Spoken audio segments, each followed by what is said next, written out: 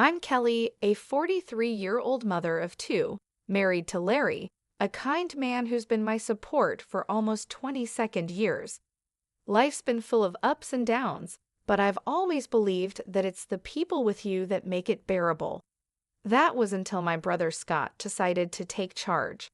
Scott is 10 years younger than me, a whirlwind of bad decisions and wrong priorities. He's the kind of person who thinks the world owes him. Mom always said he'd grow out of it, but at 31 he's still the family's problem. It was a Sunday, the kind that calls for a family gathering at Mom's house. Her house was our safe place, full of childhood memories. As usual, Larry, the kids, and I were there, enjoying Mom's famous roast and her stories from the past. That's when Scott burst in like an unexpected storm. The door slammed against the wall, and he strutted in with a smug smile on his face. He wasn't alone. Clinging to his arm was a young woman, barely out of her teens, with a clearly pregnant belly and a dress more suited for a nightclub than a family lunch. Larry choked on his tea. Lauren, my 13-year-old, asked if she was going to be an aunt. Eric, the 10-year-old, was more interested in why Aunt Olivia's dress was so shiny.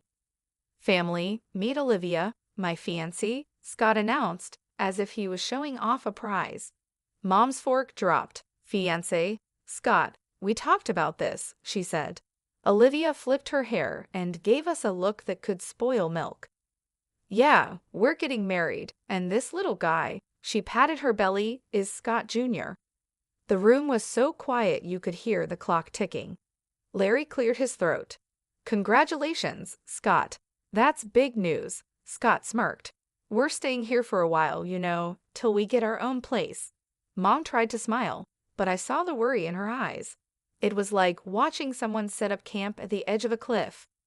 That night, after the kids were in bed, Larry and I talked. Kelly, your brother isn't just irresponsible. He's taking advantage of your mom. I knew he was right. Scott was a tornado, and we were all in his path. The only question was how much damage he would do before he moved on. The next few days were a blur of Scott and Olivia making themselves at home.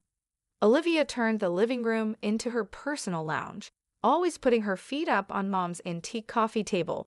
Scott spent his days on his phone, laughing at things no one else found funny. Mom was running around, trying to keep up, making meals, cleaning up after them, and never getting a thank you. It was like watching someone slowly deflate. One evening, I found Mom alone in the kitchen, looking older than her years. Mom, you can't let them walk all over you, I said. She sighed, Kelly, he's my son, and that's my grandbaby. I can't turn them away. I wanted to scream, to tell her she was being used, but I bit my tongue. Family is complicated, and sometimes love means turning a blind eye, even when you know you shouldn't. That's how our new normal began. Scott and Olivia, the ungrateful guests, and the rest of us trying to keep the peace in a house that suddenly felt too small. Little did I know, this was just the calm before the storm. Living with Scott and Olivia turned our lives upside down. Every morning started with Olivia's loud complaints about her backache or cravings. She'd stroll into the kitchen in her pajamas, demanding breakfast like she owned the place.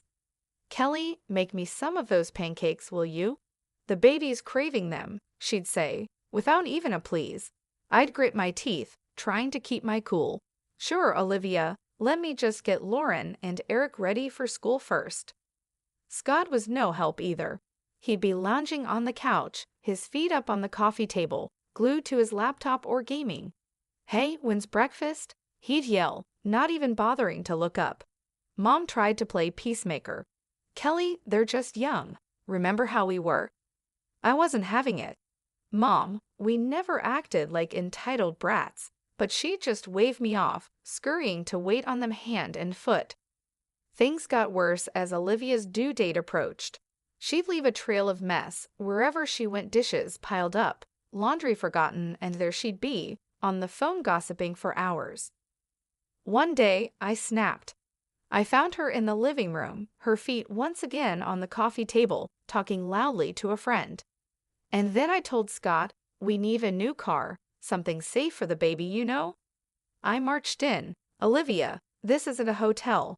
You can't expect everyone to clean up after you. She rolled her eyes. Chill, Kelly, I'm pregnant, remember. Scott finally spoke up. Kelly, lay off her. Can't you see she's carrying my kid? I shot back. Being pregnant doesn't give you a free pass to be a slob, Scott. Mom came in, wringing her hands. Please, let's not fight. It's not good for the baby. I looked at Mom, her face drawn and tired. This isn't right, Mom. You're wearing yourself out for them. Mom wouldn't listen. Their family, Kelly. What can we do?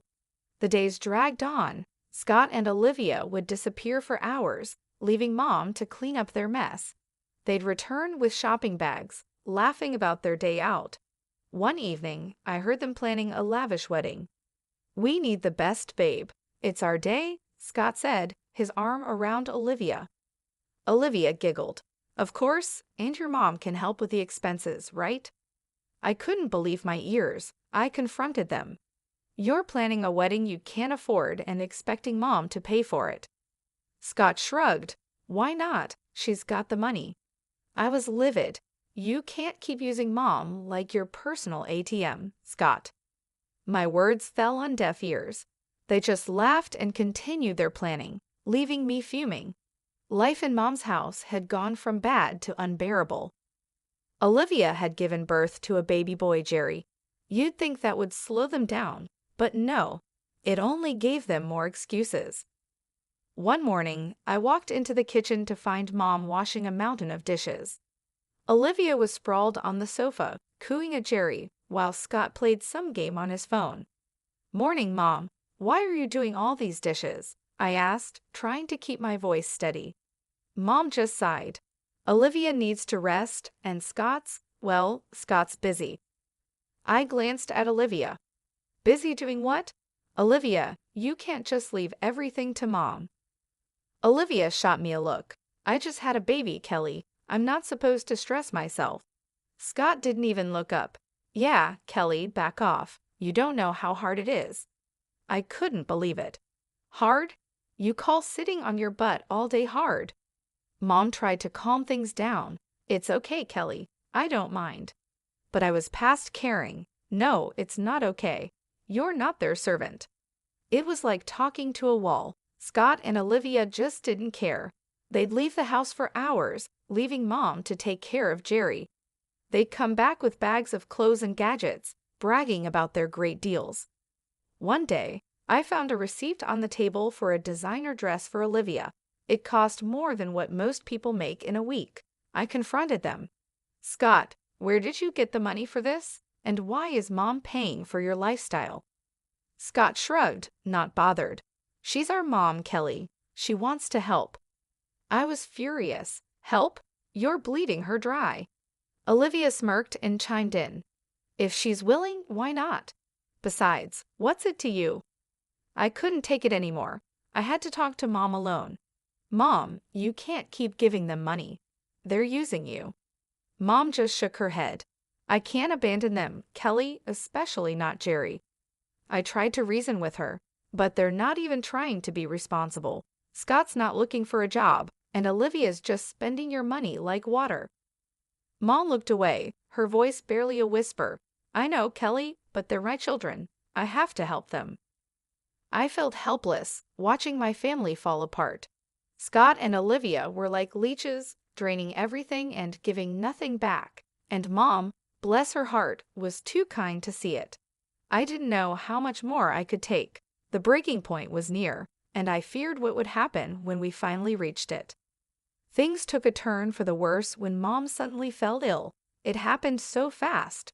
One day she was her usual self, and the next she was bedridden, looking frail and weak.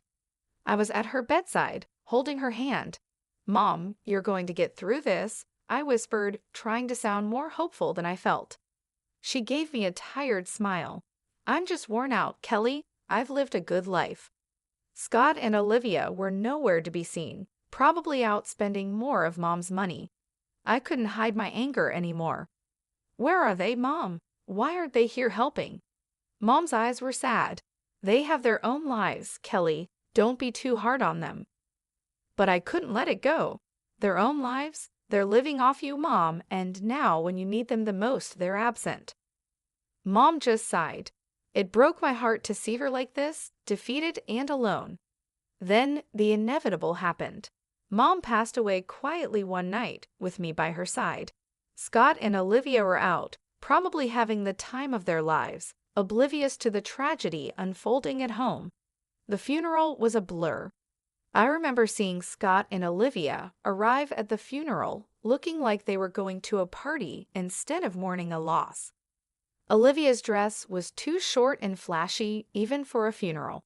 People were whispering, and Larry squeezed my hand, trying to comfort me. After the service, Scott pulled me aside. Kelly, we need to talk about Mom's will. I was still in shock from losing Mom. Now? Can't this wait, Scott? He was insistent. No, it can't. I know she left the house to me. We need to sort this out. I couldn't believe his audacity. Scott, Mom just died. Can't you show a little respect? But Scott was relentless. This is important, Kelly. I'm her son. I deserve it. The day after the funeral, I went to Mom's house to start sorting through her things. When I got there, Olivia answered the door with a smug look. What do you want, Kelly? She sneered. I was taken aback. I came to collect some of Mom's things.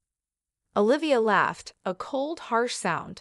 Oh, you didn't hear. This is our house now. Scott got everything. Scott appeared behind her, grinning. Yeah, Kelly, Mom changed her will.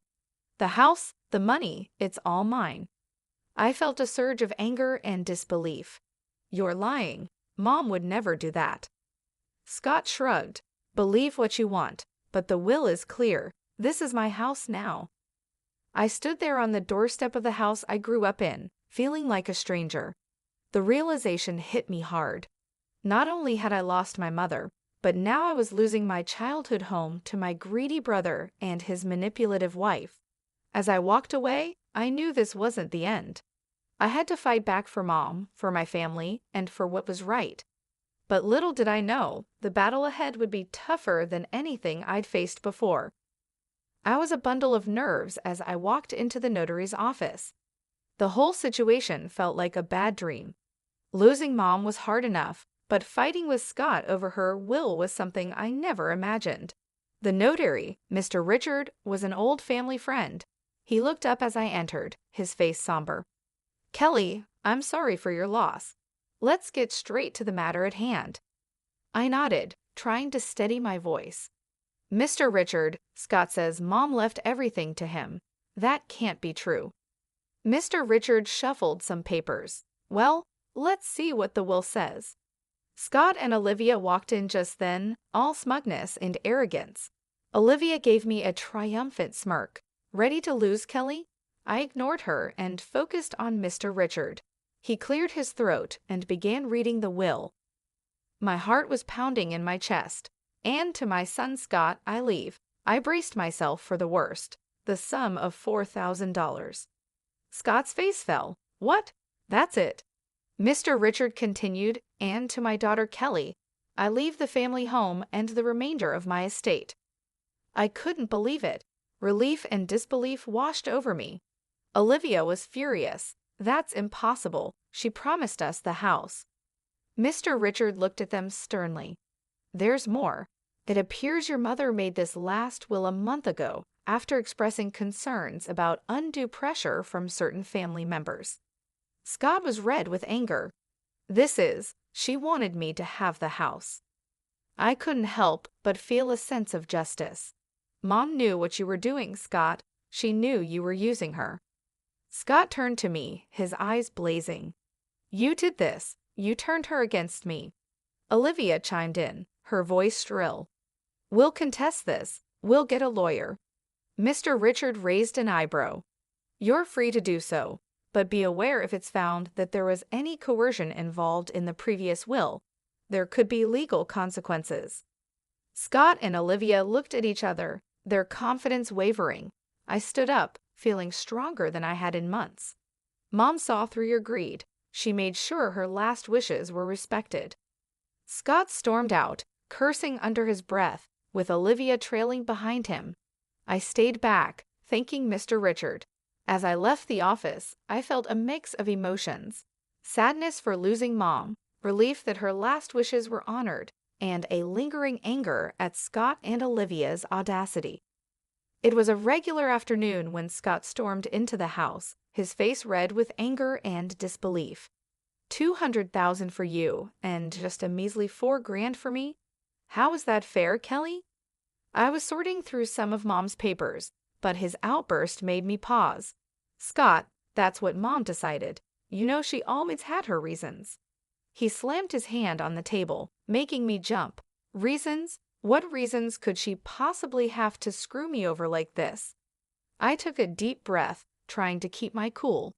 Maybe because you and Olivia have been bleeding her dry for years.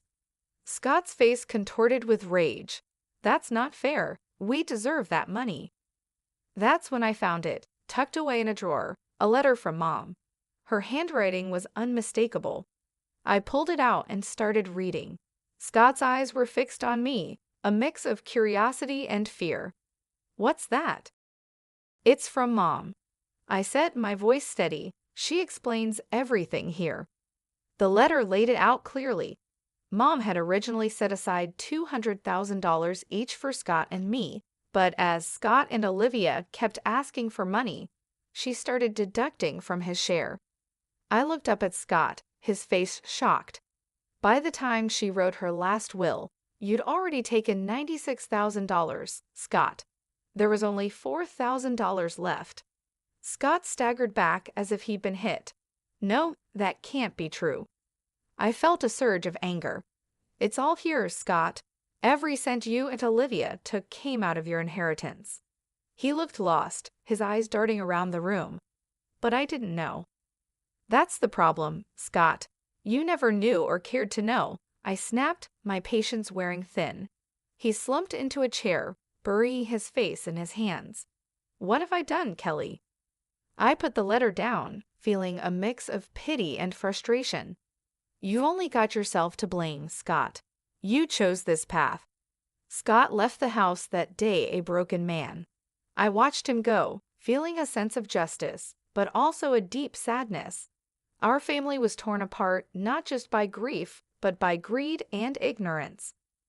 The house, once a battleground of family feuds, was now eerily quiet. Scott and Olivia had left, cutting off all contact with me. It was both a relief and a curse, leaving me to deal with the aftermath of their chaos. As I sat in the living room, staring at the walls that had witnessed so much, my friend Nancy called. Kelly, have you heard about Scott? I braced myself. No, what now? She hesitated. He's been spotted around town, looking for jobs. And Olivia? She's been seen with different men, flaunting around like she's single. My heart sank. And Jerry, their son. No sign of him, Kelly. It's like they've forgotten they have a child. I slammed my fist on the table, fury boiling inside me. They're irresponsible and selfish. They don't deserve a child. Nancy tried to calm me. Kelly, maybe there's something you can do. Her words sparked an idea. You're right. I'll fight for Jerry. He shouldn't suffer because of them. The next day, I met with a lawyer, a no-nonsense woman named Miss Michelle. I explained everything, my voice trembling with determination. So you want to pursue custody of your nephew? Miss Michelle asked, her eyes sharp. I nodded firmly. Yes, he's in a toxic environment. I want to give him a better life. Miss Michelle leaned forward. It won't be easy, Kelly, but if you're ready to fight, I'm with you. I felt a surge of determination. I'm ready. Whatever it takes. The legal battle that followed was tough. Scott and Olivia were unpredictable, sometimes cooperative, sometimes hostile, but I didn't back down. One evening, after a particularly hard day in court, Larry wrapped his arms around me. You're doing the right thing, Kelly. It's hard but right. I leaned into his embrace, exhausted but hopeful. I just want Jerry to be safe, to have a family that cares. The day the judge granted me temporary custody of Jerry was bittersweet. He was a sweet boy, confused and scared, but he slowly opened up to us. Lauren and Eric adored him, and he brought a new kind of joy into our home. Scott's reaction was a mix of anger and defeat. "You've taken everything from me, Kelly." I faced him, my voice steady. "I'm protecting Jerry, something you should have done." As Scott stormed off, I realized our relationship might never be repaired. But this wasn't about us. It was about a little boy who needed a stable home. Life with Jerry was a new adventure. There were challenges, of course, but also laughter and love. He was becoming a part of our family, and I was determined to make it permanent. Looking back, I knew I'd made the right decision. It was time for new beginnings for all of us, a chance to heal, grow, and build a future filled with love and stability. That was the legacy I wanted to leave, a stark contrast to the selfishness and greed that had once threatened to tear us apart. The house, once a reminder of family discord, was now filled with laughter and the pitter-patter of little feet. Jerry had become a part of our lives, his presence a constant source of joy and wonder. One evening, as we were tucking him into bed, he looked up at me with those big innocent eyes. "Aunt Kelly, am I going to stay here forever?" I smoothed his hair, my heart swelling. "Yes, Jerry, you're part of our family now." He smiled, his tiny hand gripping mine. "I like it here. Lauren and Eric are fun." I kissed his forehead. "We love having you here, sweetie." I walked out of his room. Larry was waiting with a proud smile on his face. "He's really settling in, isn't he?" I nodded, feeling accomplished. "He is. We're giving him the life he deserves." The next day, I received a call from Miss Michelle. "Kelly, it's official. The court has granted you full custody of Jerry." I nearly dropped the phone, tears of happiness welling up. "Thank you, Miss Michelle. Thank you for everything." After hanging up, I shared the news with the family. Lauren and Eric cheered, hugging Jerry in a group embrace. Even Larry had tears in his eyes. "We're a family," Larry said, his voice choked with emotion. "A real, complete family." The journey had been long and full of challenges, but we had come out stronger. I thought about Scott and Olivia, wherever they were. I hoped they would find their way, but my focus was now on the children, our family. In the months that followed, Jerry blossomed. He was no longer the timid boy we first met. He was confident, happy, and loved. One day, while we were all in the garden, Jerry came running up to me with a dandelion in his hand. "Look, Aunt Kelly, I made a wish." I crouched down to his level. "And what did you wish for?" He grinned, his eyes sparkling. "I wished we'd all be together forever." I hugged him tight. "That's the best wish, Jerry, and it's come true." As I looked around at my family, I felt a deep sense of peace. We had weathered the storm and emerged stronger. Our future was filled with hope, love, and the promise of new beginnings. This was our story, a testament to the strength of family and the power of love. It was a future of hope, and we were ready to embrace